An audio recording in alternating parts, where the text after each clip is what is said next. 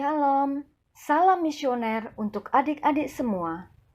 Sebelum kita memulai sekolah minggu online ini, perhatikan panduan berikut ini ya. Mohon bimbingan Bapak, Ibu, atau Kakak selama mengikuti sekolah minggu online ini. Adik-adik berpakaian sopan dan rapi.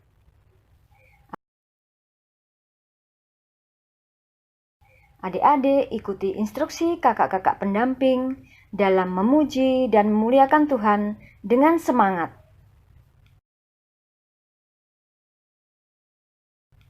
Adik-adik bebas berekspresi.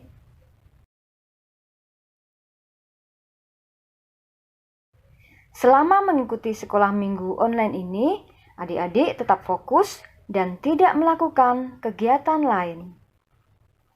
Selamat mengikuti. Tuhan Yesus memberkati.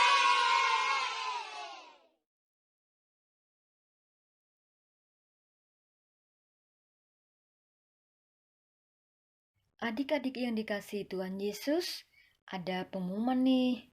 Setiap minggu, setelah mengikuti kegiatan sekolah minggu ini, adik-adik mohon mempersiapkan kolekte juga ya. Lalu masukkan ke dalam amplop. Nanti dibawa saat boleh mengikuti sekolah minggu di gereja. Atau boleh juga dikumpulkan kepada kakak-kakak pendamping masing-masing lingkungan.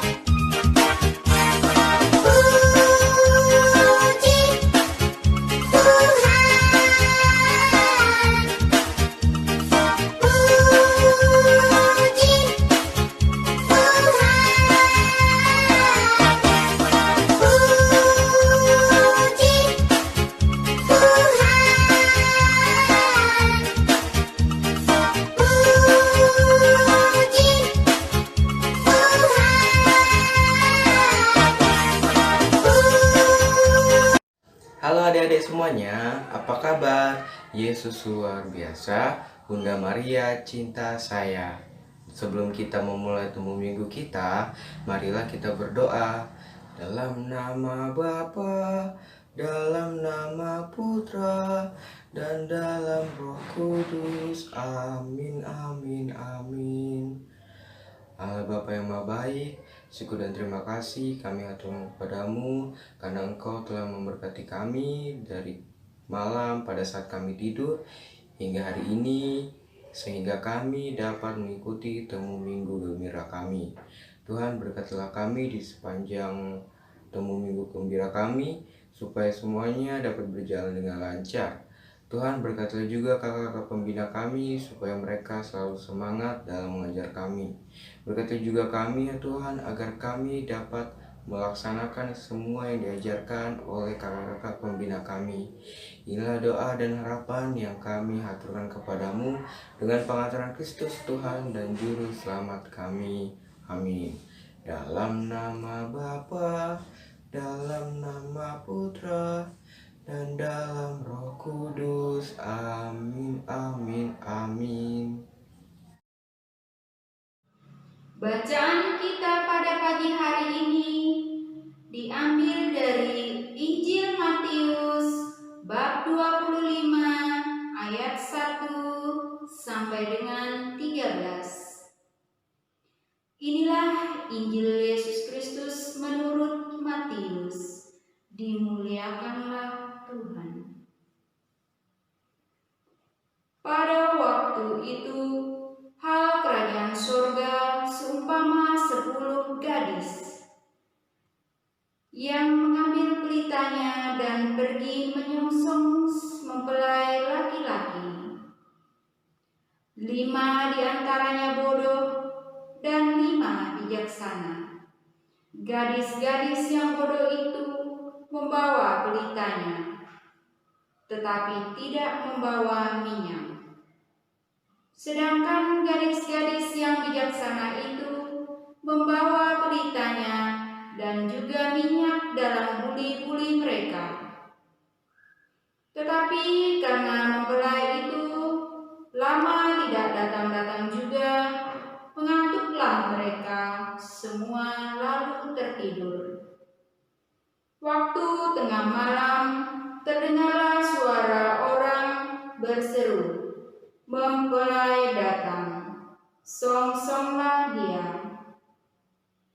Gadis-gadis itu pun bangun semuanya, lalu membereskan pelita mereka.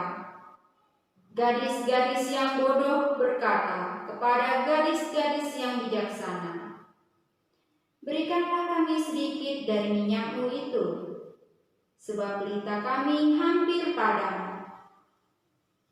Tetapi jawab gadis-gadis yang bijaksana itu, "Tidak, nanti tidak cukup untuk kami dan untuk kamu. Lebih baik kamu pergi kepada penjual minyak dan beli di situ." Akan tetapi, waktu mereka sedang pergi untuk membelinya, datanglah mempelai itu, dan mereka yang telah siap sedia masuk bersama-sama dengan dia ke ruang perjamuan kawin. Lalu pintu ditutup. Kemudian datang juga gadis-gadis yang lain itu dan berkata, "Tuan, Tuan, bukakanlah kami pintu." Tetapi ia menjawab, "Aku berkata kepadamu, sesungguhnya aku tidak mengenal kamu. Karena itu, berjaga-jagalah, sebab kamu tidak tahu akan hari maupun akan saatnya." Demikianlah Injil Tuhan. Terpujilah Kristus. Baik adik-adik, setelah membaca dan mendengarkan Injil Matius tadi secara bersama-sama, sekarang Bunda memberikan renungan singkat tentang perumpamaan gadis-gadis yang bijaksana dan gadis-gadis yang bodoh. Dalam mempersiapkan diri mereka dalam mengiringi mempelai laki-laki. Dalam persiapan, 5 wanita bijaksana membawa pelita dan minyak untuk cadangan mereka ketika pelita mereka akan kehabisan minyak. Sedangkan 5 gadis bodoh hanya membawa pelita tetapi tidak membawa minyak untuk cadangan pelita mereka ketika habis. Sehingga mereka harus pergi membeli minyak untuk pelita mereka. Pada saat mereka pergi membeli minyak, mempelai laki-laki tiba, maka kelima gadis bijaksana saja yang masuk bersama dengan mempelai laki-laki ke ruang perjamuan. Setelah 5 gadis bodoh itu kembali dari membeli minyak mereka, pintu pun telah ditutup, dan kelima wanita bodoh itu tidak dapat masuk mengikuti perjamuan kawin.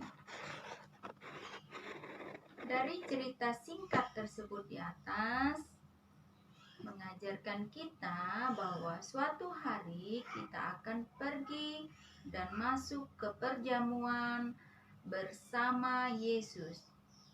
Cerita tersebut mengajarkan kita terus bersiap-siaplah, karena kita tidak tahu tepatnya kapan waktu itu akan tiba. Karena ya adik-adik, kita di dunia ini hanya sementara. Kita nanti akan kembali menjumpai Tuhan Yesus pada saat kematian kita ya adik-adik. Nah, bagaimana caranya adik-adik bersiap-siap untuk berjumpa dengan atau menemui nanti Yesus? Ketika yang harus kita persiapkan ialah adik-adik juga ya, kita harus mengundang Yesus masuk ke dalam hati kita dengan cara selalu bertekun di dalam doa dan mewujudkan iman dalam kehidupan kita sehari-hari, yaitu perbuatan-perbuatan kita yang baik. Yang boleh kita harus misalnya menolong sesama, membantu orang tua di rumah, dan perbuatan baik lainnya ya adik-adik, kita memberi sumbangan kepada orang yang membutuhkan dan lain sebagainya. Nah, jadi jangan lupa ya adik-adik, pesan dari Tuhan Yesus itu yang diajarkan dalam cerita Injil Matius tadi. Itu jangan lupa bertekun dalam doa dan mewujudkan iman dalam hidup sehari-hari dengan perbuatan yang baik. Mungkin sampai di sini dulu ya adik-adik renungan singkat yang Bunda berikan. Semoga kita semua dapat melaksanakannya dalam kehidupan kita sehari-hari. Amin. Sampai di sini ya. Tuhan Yesus memberkati. Salam sehat dari Bunda. Oke, sampai jumpa.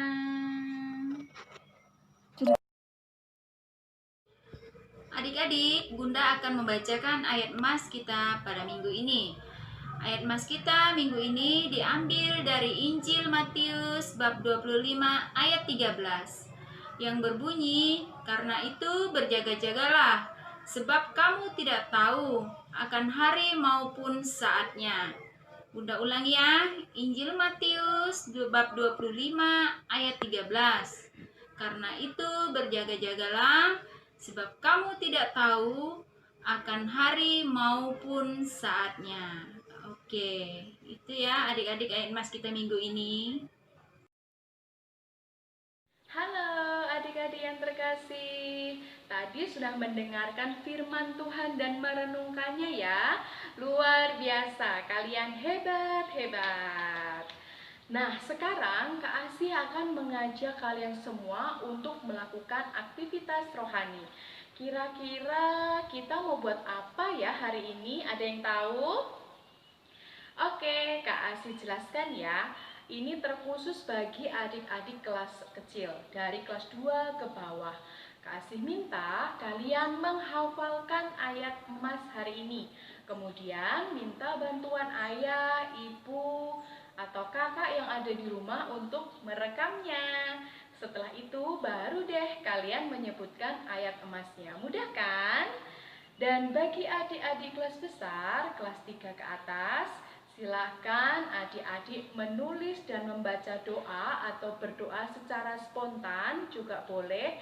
Dan tentu saja minta bantuan orang tua atau kakak yang ada di rumah untuk merekamnya. Sebelum berdoa, sebutkan nama dan asal lingkungan kalian juga. Oke? Setelah video selesai, silahkan adik-adik kirim video ke kakak pendamping di lingkungan masing-masing. Paling lambat hari Senin 9 November 2020 pukul 18.00 atau 6 sore. Dan nanti video kalian akan ditampilkan di YouTube, dan bagi video yang terbaik akan ditampilkan juga di YouTube Sekolah minggu depan. Selain itu, adik-adik juga bisa upload videonya di sosial media, bisa Facebook, Instagram, atau YouTube kalian, atau milik orang tua kalian, atau saudara-saudara kalian. Dan ini adalah bukti bahwa adik-adik percaya diri dan berani mewartakan firman Tuhan ke seluruh penjuru dunia. Amin? Amin. Oh ya, pengambilan video diharapkan adik-adik mengenakan pakaian yang bersih, rapi, dan sopan. Oke, selamat melakukan aktivitas rohani hari ini. Tuhan Yesus memberkati. Dadah, shalom. Nah, hari ini gereja merayakan Hari Raya Semua Orang Kudus. Siapa sih orang kudus itu? Dan kenapa kok dirayakan oleh gereja? Mau tahu? Let's check it out.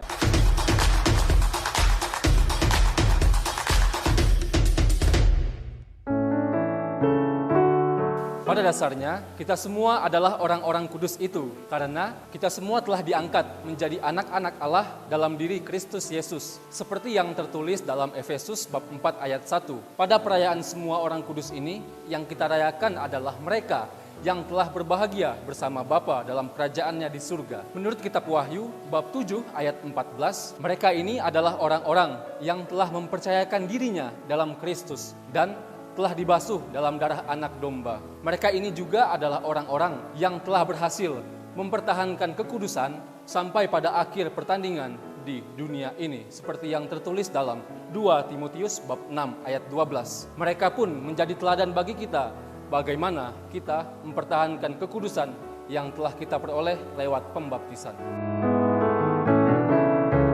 Sejarah perayaan Semua Orang Kudus ini telah berlangsung lama dalam tradisi Gereja Katolik. Menurut catatan kemartiran Santo Polikarpus, tradisi ini telah berlangsung sejak abad kedua.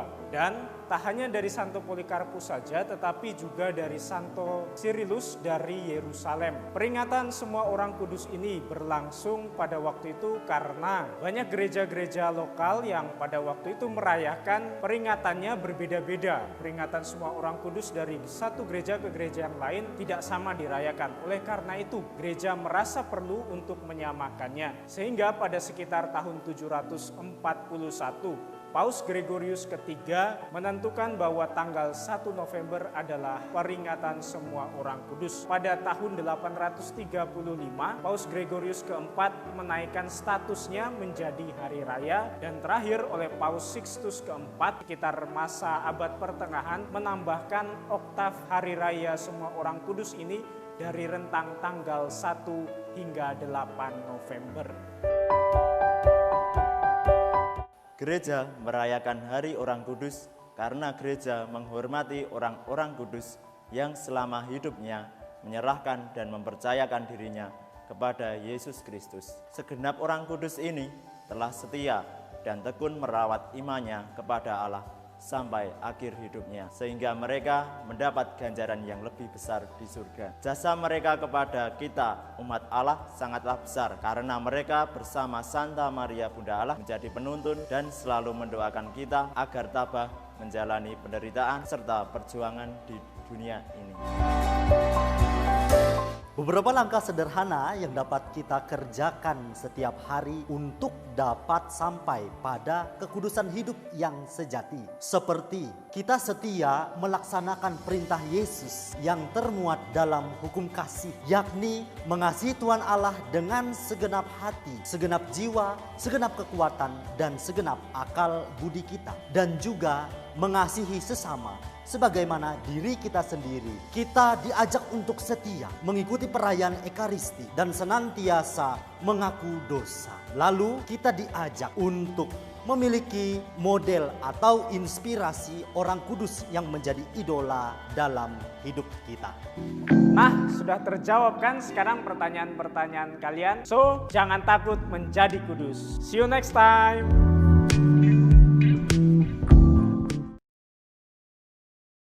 Halo adik-adik, bertemu lagi dengan kakak. Marilah kita mengakhiri temu minggu kita dengan berdoa. Dalam nama Bapa, dalam nama Putra, dan dalam Roh Kudus. Amin, amin, amin. Allah Bapa yang Maha Baik, terima kasih karena Engkau telah memberkati temu minggu kami dari awal hingga akhir. Tuhan, berkatilah kami agar kami dapat melaksanakan semua yang diajarkan oleh kakak-kakak pembina kami, dan berkatilah juga kakak-kakak pembina kami dimanapun mereka berada, agar mereka selalu sehat. Sekarang Tuhan, kami akan melanjutkan aktivitas kami. Berkatilah kami agar dapat melaksanakan aktivitas kami seturut dengan kehendak-Mu. Inilah doa dan harapan yang kami haturkan kepadamu dengan pengantaran Kristus Tuhan dan Juru Selamat kami. Amin. Dalam nama Bapa, dalam nama Putra, dan dalam Roh Kudus. Amin, amin, amin.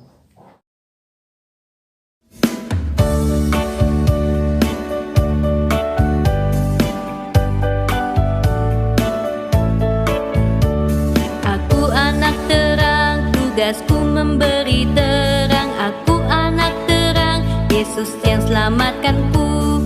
Aku anak terang, aku tak mau berdusta. Aku anak terang, taat yang Tuhan perintah. Terang di rumah, terang di sekolah, terang di gereja kemanapun ku pergi.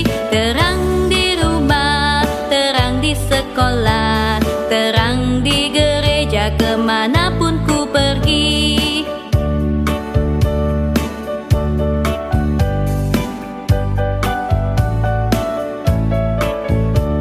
Aku anak terang, tugasku